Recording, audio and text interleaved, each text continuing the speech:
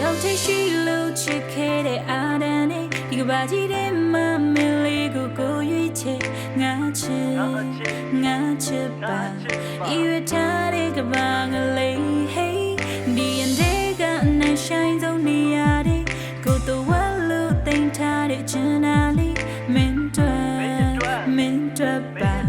ယုံကြည်ထားတဲ့ကဘာငလေး hey ပြောလေးကချိုးတော့မားတွေပြောလေးလို့ပဲအတော်ရသေးတဲ့မေချမကသားလဲညို့တယ်ပွားစီလုံးပြန်တော့တဲ့တစ်ထက်ကြီးတာတယ်အမေကိုပြောခဲ့မိတော့ဝစ်တွေ့လဲတာတစ်ပတ်ကြီးပါပဲ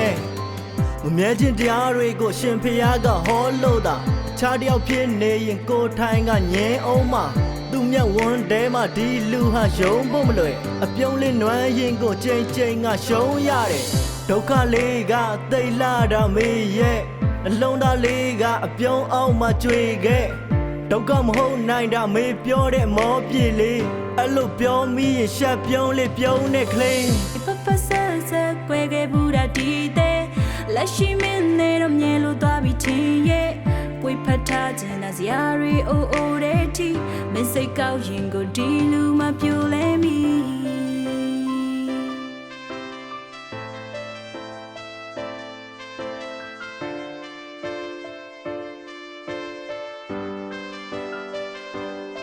တယောက်တည်းရှိလို့ချစ်ခဲ့တဲ့အာဒန်နဲ့ဒီကဘာကြီးတဲ့မမင်းလေးကိုရွေးချယ်ငါချစ်ပါဤရထားတဲ့ကဘာငလေး hey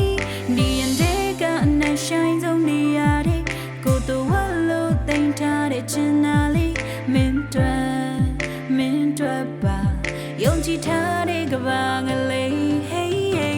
ကိုရင်တဲမှာကတ်ထားပါတယ်ဆိုင်သူမွေရမင်းတယောက်တည်းပဲကိုချစ်မှတော့ကျင်သူသက်ထားသူစိတ်ကောက်လို့ပြေးသွားရင်ကိုတွေးပင်လဲမမျောနောက်ကလိုက်လို့တိုးမေးမယ်ဘာဖြစ်တာလဲပြောကိုနာကြတဲ့ရိတ်လေးကိုပင်သွင်းတိုးတာတဲ့အဲ့လိုပြောတော့ဒီလူချမ်းလဲအရေးပြောတာပဲ